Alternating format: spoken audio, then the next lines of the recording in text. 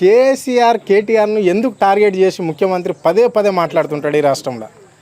ఇక ఆయనకు ఏది తెలుస్తలేదు, ఈ తెలక ఏదో ఒకటి మాట్లాడేస్తున్నాడు.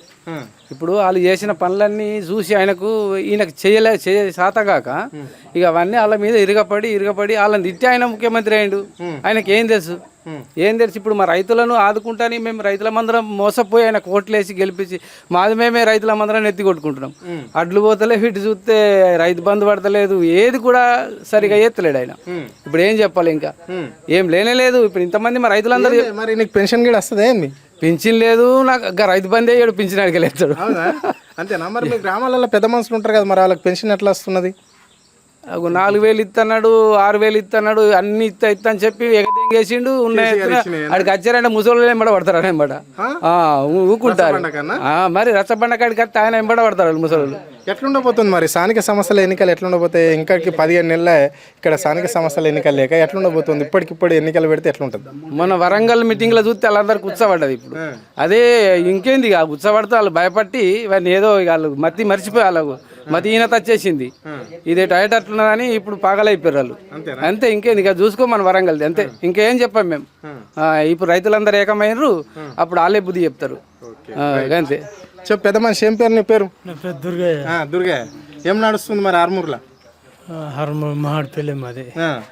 ఎట్లుంది మరి మీ మామిడిపల్లి విషయానికి వస్తే? మీ పెన్షన్ల విషయమే కావచ్చు, ఇస్తాను లేడు, ముసలోళ్ళు బాగా ఇదవుతుంది, ఇక అడ్లు పోతలేవు, రైతుల కోసం బాగుంది. అయితే రైతుల కోసం బాగుంది.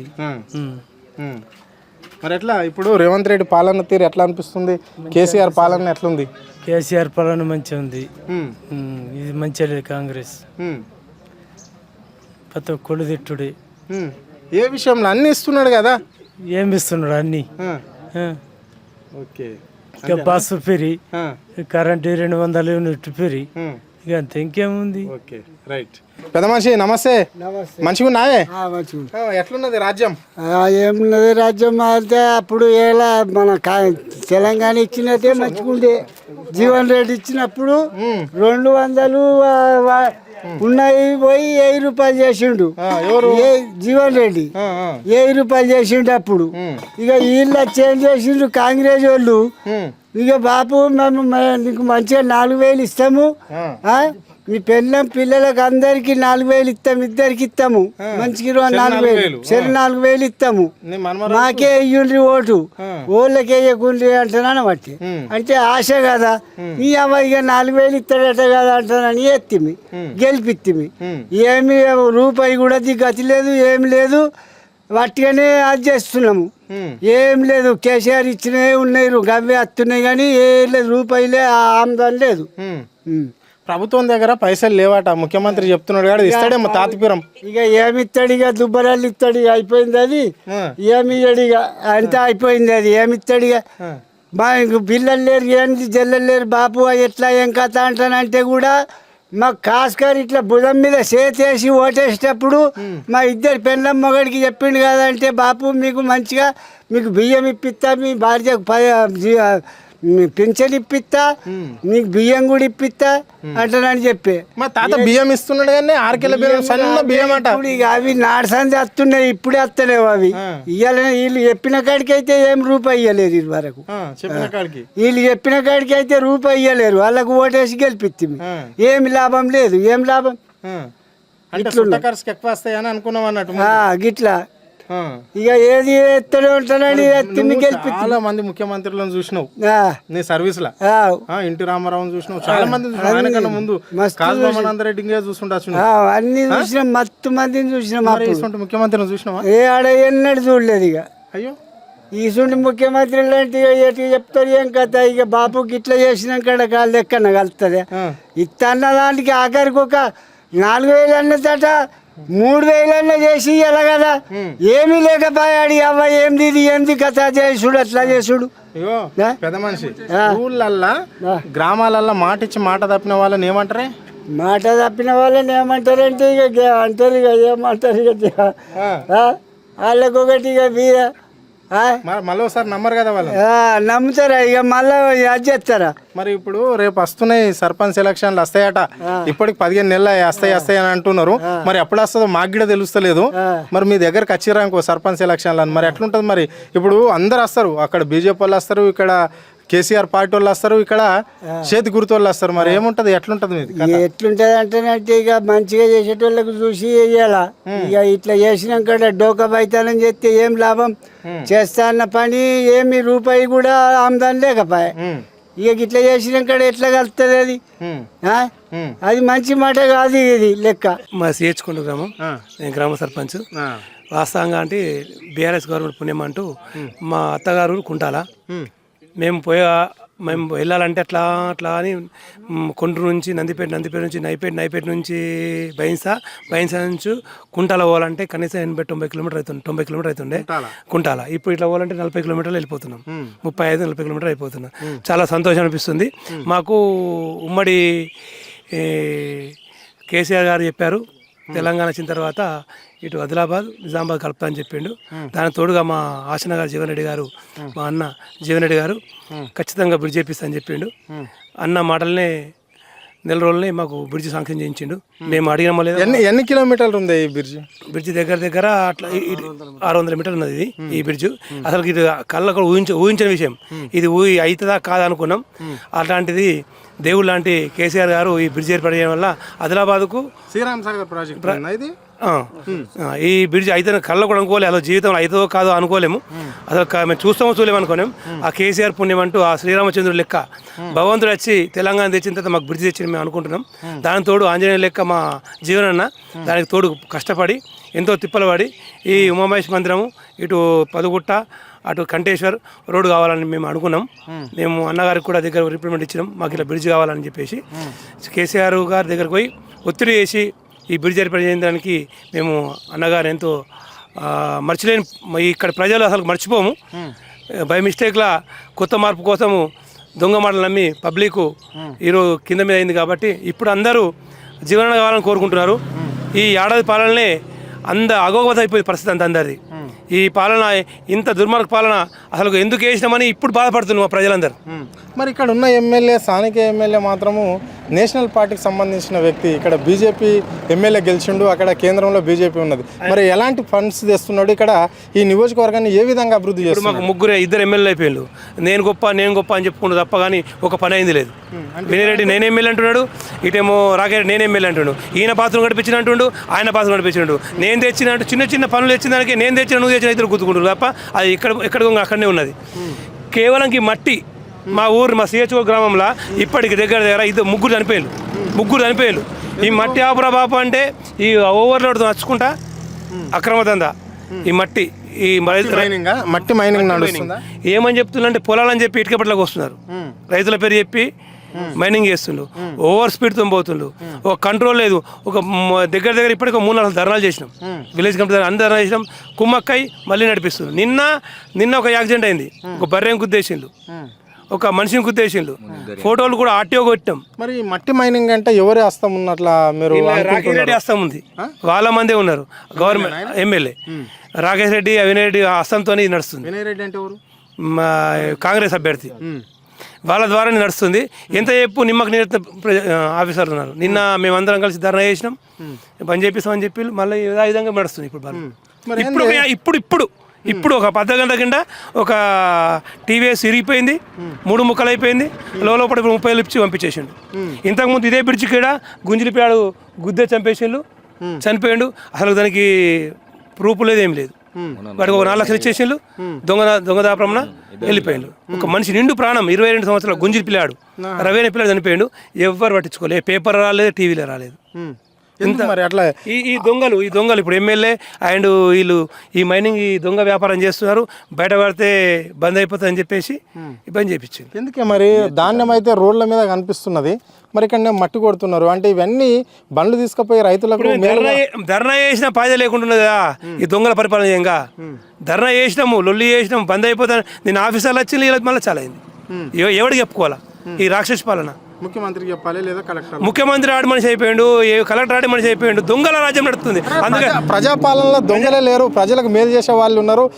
దొంగ పాలనను పంపించేసినాం, ప్రజాపాలనలో ఉన్నాం. ఇప్పుడే పోయిందండి. ఇప్పుడే ఎస్ఐ గారి దగ్గరకు పోయినాము, బండి పోయింది, 30,000 రూపాయలు ఇచ్చి అది బండి లోపల పెట్టలేరు, బయట పంపించేసారు.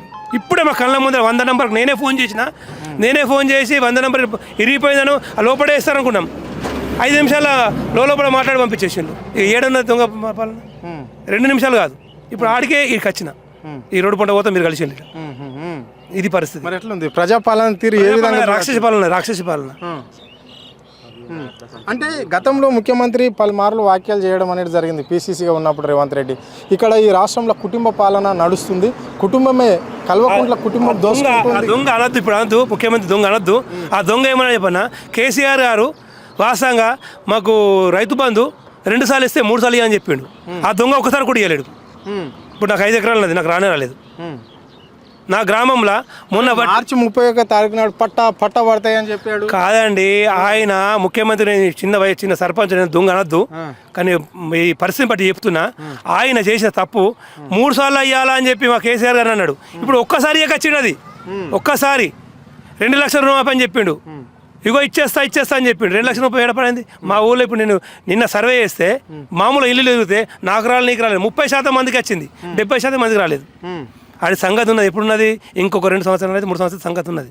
ప్రజలు ఇప్పుడు ఏడుస్తున్నారు, అయ్యో దేవుడిని నిలబెట్టుకున్నాము, ఈ దొంగని నిలబెట్టుకున్నామని అని ఇప్పుడు అనిపిస్తుంది ప్రజలకు. మీరు సర్పంచ్ అంటున్నారు, స్థానిక సంస్థలు ఎన్నికలు వస్తాయి కదా, మీకు కాలం అయిపోయింది కదా, మరి దాన్ని ఎట్లా చూస్తున్నారు? గ్రామంలో ఇప్పుడు ఏదైనా చాలా సమస్యలు ఉంటాయి. ఇప్పుడు మీరు ఒక మాట చెప్పారు, యాక్సిడెంట్ అయింది, నేను రాంగ మానవత్వంతో ఫోన్ చేసావు, ఒక సర్పంచ్గా కాదు మానవత్వంతో చేసిన అని చెప్పావు. మరి ఇలాంటి సమస్యలు వస్తే గ్రామాలలో గ్రామాధ్యక్షుడు సర్పంచ్ కాబట్టి ఆయన దగ్గరికి వస్తారు. ఇప్పుడు ఎవరి దగ్గరకు పోతారు ఈ 1 ఇయర్ నుండి? ఏం చేస్తుందండి, అంత పాలన చూస్తే పిచ్చోళ్ళ పాలనది, పిచ్చోళ్ళ చేతుకు పరిపాలించిన అయిపోయింది. అసలు ఈ ఇది ఏంది అని ఏడుస్తున్నారు అంతే. ఏం చేయకొచ్చింది, ఏం చేస్తే ఇప్పుడు 5 ఏళ్ళు కర్మ అనుభవిస్తున్నారు ప్రజలు. ఈ కర్మ అనుభవిస్తున్నాం. అయ్యో ఎందుకు వచ్చిందా అని ఇప్పుడు ఏం చేయలేం కదా. దొంగల రాజ్యం నడుస్తుంది. ఇప్పుడు సర్పంచ్ లేడు, ఓడు లేడు, ఇక్కడ చేత అక్కడనే ఉండిపోయింది. గ్రామ పంచాయతీలో ఒక సఫాయి జీతాలు ఇచ్చేటోళ్ళు లేడు. గ్రామ గోస ఉంది. ఓన్లీ గ్రామ పంచాయతీ వ్యవస్థలనే అంతా గంగలో పోని. ఈ గ్రామ పంచాయతీ వ్యవస్థ గంగలో పరిస్థితి ఘోరంగా ఉన్నది. ఇక ఇది అంటావు, ఇక ఈ దేవుడు లెక్క ఈ బ్రిడ్జ్ ఏర్పాటు చేసిండు, ఈ బ్రిడ్జి మీద దర్జాగా దొంగ రవాణా చేస్తుండ్రు. ఇక ఏం చేస్తావు? ఇది మీ టీవీ ద్వారా ఆ రేవంత్ రెడ్డికి పోవాలా, ఈ ఆలోచన ఆడికి వినబడాలా? అనొద్దు, ఆడనొద్దు, ఆయనకి వినబడాలా ఈ ముచ్చట. పెద్దోడు కదా మరి అనొద్దు అనే పరిస్థితి తెప్పించుకుంటున్నాడు ఆయన. పెద్దోడు కాబట్టి అంటే కూడా మనం ఒక సర్పంచ్ చేసిన అట్లాంటి అనొద్దని అంటున్నారు. కానీ ప్రజలు ఇట్లా తిట్టనోడు పాపాస్కుడు. 100 మందిలా 70 మంది తిట్టే వాళ్ళే ఉన్నారు. ఓన్లీ కాంగ్రెస్ కార్యకర్తలే మా ఓడు మంచోడు అంటారు తప్ప 90-70 మంది వేస్ట్. మరి ఏంది ఈ ముసలోళ్ళ పరిస్థితి ఏంటి? ఆ పెన్షన్ల పరిస్థితి ఏంటి? కళ్యాణ లక్ష్మికి సంబంధించి రకరకాల పథకాలు ఇస్తామని చెప్పారు కదా. ఆయన ఆశతోని 4,000 ఇస్తారు అనుకున్నారు. దొంగ 4,000 కాదు, ఉన్న 2,000 చక్కగా ఎక్కొచ్చిండు. అదే 4,000 అన్నాడు, 4,000 లేదు. ఈ మా కేసీఆర్ గారు 10,000 ఇస్తుండే, మేము 15,000 ఇస్తామని చెప్పాడు రైతు బంధు. 15,000కు 15,000 కూడా దిక్కులేదు, 10,000 కూడా దిక్కులేదు. ఈ చెప్పుడు ఈ కారణం అనిపిస్తుంది. వాళ్ళ కాంగ్రెస్ వాళ్ళకి గుద్దుకుంటారు, అరే లంచడుకు దేవుని ఓడుకున్నాం, ఈ దొంగను గెలిపించుకున్నాం అన్నారు. ఇప్పుడు మా జీవనాన్ని ఏం చేస్తుండే, గట్టిగా మాట్లాడి మన ప్రజల కోసం తనలాడి ఎన్నో ఫంక్షన్ నడిపించిండు. ఇప్పుడు యాదకి వస్తుంది ఫంక్షన్లు అందరికీ. ఈ రోడ్లు యాదకి వస్తున్నాయి. Nandipet bypass, Konduru bypass, Velmal bypass, మా కొండూరు బైపాసు ఇక్కడ నాలేశ్వర్ టు డొంకేశ్వరకు 13 కోట్లతో చేయించిండు. ఇప్పుడు యాదకి వస్తుంది దేవుడు. నందిపేట బైపాస్ ఇప్పుడు యాదకి వస్తుండు. వెల్మల్ బైపాస్ ఇప్పుడు యాదకి వస్తుండు. నందిపేట బైపాసు మంచి సెంటర్ రేటింగ్ ఇప్పుడు యాదకి వస్తుండు. జీవన్ రెడ్డి ఆర్మూర్ని ఇంత అభివృద్ధి చేసిండు అని చెప్తున్నారు. మేము ఎక్కడ పోయినా కానీ జనాలు అదే మాట చెప్తున్నారు. మరి ఈయన ఓడడానికి ప్రధాన కారణాలు ఏంటి? ఎందుకు ఓడిపోయాడు? ప్రధాన కారణం ఏంటంటే ఈ దొంగ వచ్చిండు కదా, ఇంకా ఈయనకన్నా ఎక్కువ చేస్తాడేమో అనుకున్నారు. ఈయనకనే ఇప్పుడు మాకు అర్థమైంది ప్రజలకు. ఇది ఒకసారి ఓటమి కూడా మాకు మంచిది అనిపిస్తుంది. అంటే మంచి చెడు ఏర్పడాలి కదా. మంచి చెడు ఏర్పడాలంటే ఆటోమేటిక్ ఈ ఏడాదిపల్ల రాకేష్ రెడ్డి ఇంట్లో ఉన్నాడు. ఆయన అంకాపూర్ కూడా చదివాళ్ళు కొన్నాడు. కార్యకర్తలు కూడా నూకేస్తున్నాడు, ఎందుకు వచ్చారు మీరు దగ్గర అంటున్నాడు. ఇలా అంటున్నారు కదా వాళ్ళు ప్రజలు. రాకేష్ రెడ్డి అంటే ఎమ్మెల్యే ఆయన ఏమంటారు, ఆయన దగ్గర ఎందుకు వచ్చారా మీరు పల్లెక నడులు అంటారు. మా వాడు రాంగ బువ్వ పెడుతుండే, ఇలా ప్రజలు ఏ సమస్య ఉంటుండే అడుగుతుండే, సమస్యలు తెలుసుకుంటుండే.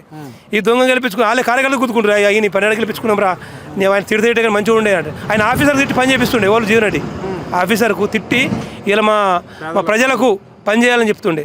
ఎమ్మెల్యే కాలు మొక్కి, మన ముఖ్యమంత్రి కాలు మొక్కి 6-3 ఎంతో 100 పడకల హాస్పిటల్ చేయించిండు. ఆయన ఉన్నప్పుడు హాస్పిటల్ కలకలాడుతుండే. అన్న మీది మేజర్ పంచాయతీనా, మీరు సర్పంచ్ అంటున్నారు కదా? మేజర్ పంచాయతీ మాది. మామూలు 3000 జనాభా ఉన్న 3000 జనాభా ఉన్న గ్రామ పంచాయతీ. మా ఓటర్ లిస్టు 1800 ఉంటుంది మా గ్రామం. మా ప్రజలు మా ఊరు కాన్పులు. ఆయన అనాథ దేవుడు కేసీఆర్ కిట్ ఇవ్వడం వల్ల ప్రజలు ఒక్కడు కూడా ప్రైవేట్ హాస్పిటల్ పోలేవు. ఇప్పుడు మొత్తం ప్రైవేట్ హాస్పిటలే. మరి ఏందన్నా ఇప్పుడు మీ దగ్గరికి చాలామంది అంటే పెద్దవాళ్ళు వృద్ధులు చాలామంది వస్తుంటారు, ఇంకా నువ్వే సర్పంచ్ అనుకొని, అంటే నాకు పెన్షన్ చేపియండి, లేకుంటే నాకు రేషన్ కార్డు లేదు, ఇదాన్ని కొంతమంది యువకులు కావచ్చు పెద్దవాళ్ళు కూడా వస్తుంటారు. మరి వాళ్ళకి మీరు ఎలాంటి సమాధానం చెప్తారు, ఏం చెప్తున్నారు? దొంగ చెప్పిన మాటలేని రేషన్ కార్డు మేము వచ్చిన గడకి ఇచ్చేస్తామని చెప్పిండు. లంచోడుకు 3 సార్లు పెట్టుకున్నాం. సిగ్గు పోతుంది. 3 సార్లు అప్లికేషన్ పెట్టుకున్నాం. ఇప్పటికి ఒకసారి ఎంక్వైరీ చేసిండు. ఎంక్వైరీ పోయి మళ్ళీ ఏం చేసిండు దొంగ నా కొడుకు, ఎంక్వైరీ చేసిలా మళ్ళీ రీ ఎంక్వైరీ పెట్టిండు. మళ్ళీ గ్రామ సభలు పెట్టిండు. గ్రామ సభలో ఒక్కొక్కటి కొట్టుదాకా ఆఫీసర్లను మేము పోయి తెల్లారు పోయి మేము సర్పంచ్ సభ ఏమయ్యాయి మరి అయినా ఇప్పుడు మా కాలం అయిపోయింది కానీ మా పబ్లిక్ మా దగ్గర వస్తారా ఏమయ్యా అంటే సమాధానం చెప్పుకునే పరిస్థితి ఉన్నది.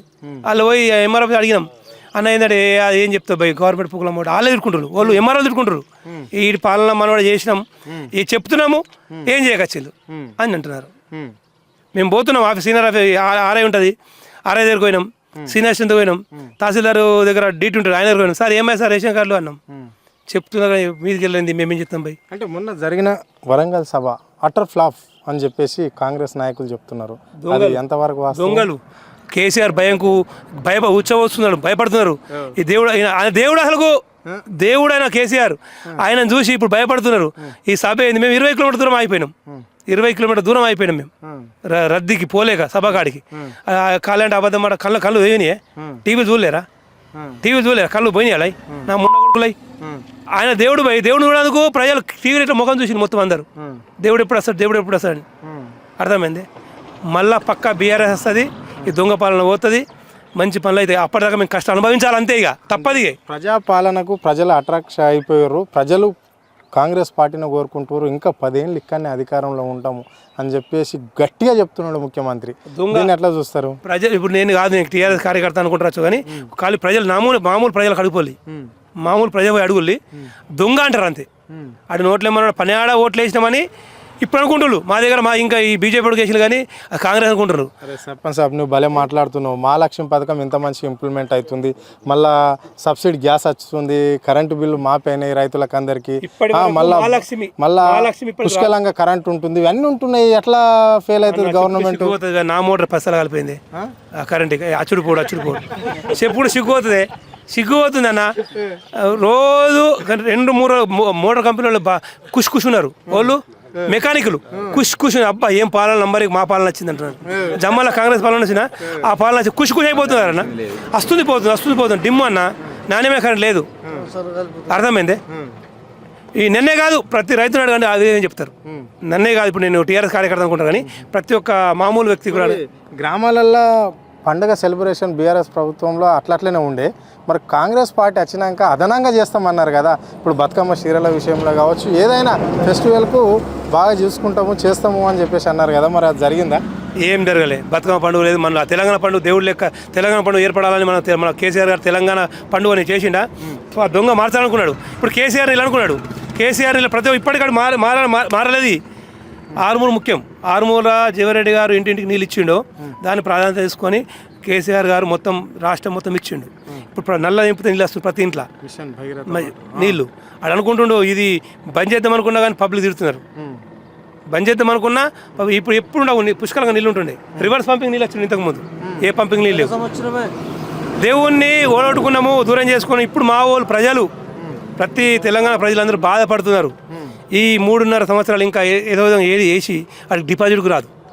ఇది పక్కా గ్యారంటీ. ఓమేశ్వరుడు ఉన్నాడా ఖచ్చితంగా ఆ దేవుడు అలా చూపెడతాడు. ఇది ఒక పరీక్ష, ప్రజలకు కూడా పరీక్ష పెట్టిండు ప్రజలు కూడా. ఇది కేసీఆర్ గురించి.